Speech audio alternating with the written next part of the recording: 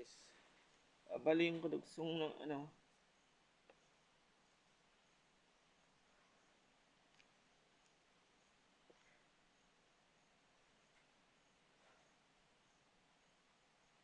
yung guys, trabaho ko ng trabaho guys. Hanggang sa anong year po yung pandemic. Bali parang ang anak ko nun ay nasa 5 na po guys.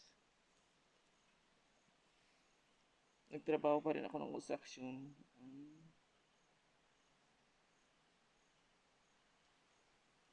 Dumaan po yung trahedya ng pandemic. Nawalan kami ng trabaho. Then umuwi ako ng Aurora.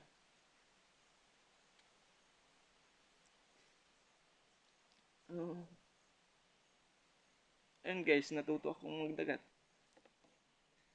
Hindi naman ako marunong.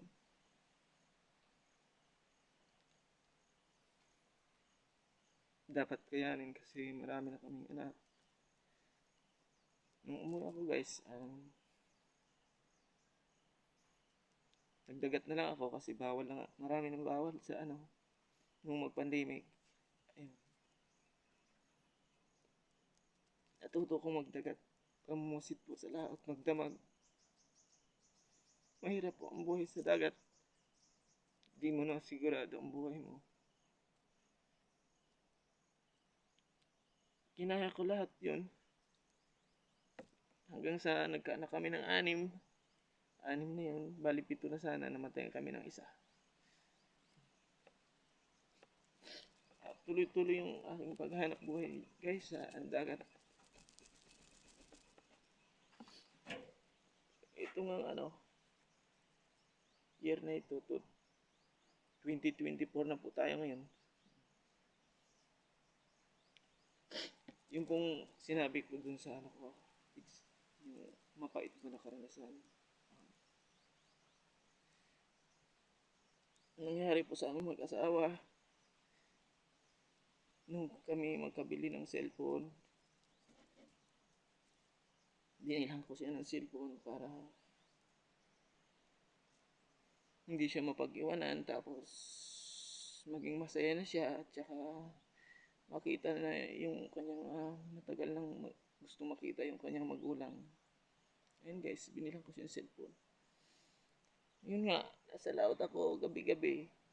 Pag nasa laot ako, wala akong kaalaman kung sino-sino naman yung kanyang kachat. Hanggang sa natagpuan namin sa FB yung kanyang magulang. Then, na-meet namin sila sa Narciso lang pala sila. Ngayon, bakasyon ng mga anak ko, June 5 po, pinabakasyon ko sila. Tapos, bigla na lang nag-chat yung aking asawa sa akin. Kasi nagpaiwan ako guys dito sa malaot pa rin ako kasi ang usapan namin mag-asawa. Susunod na lang ako doon. Mag-iipon muna ako ng pamasahe pabalik. Tapos, yun nga, bigla akong na-surprise na chat niya na ayaw niya daw umuwi dito. Transfer na yung mga anak ko sa sa Narciso na daw papasok.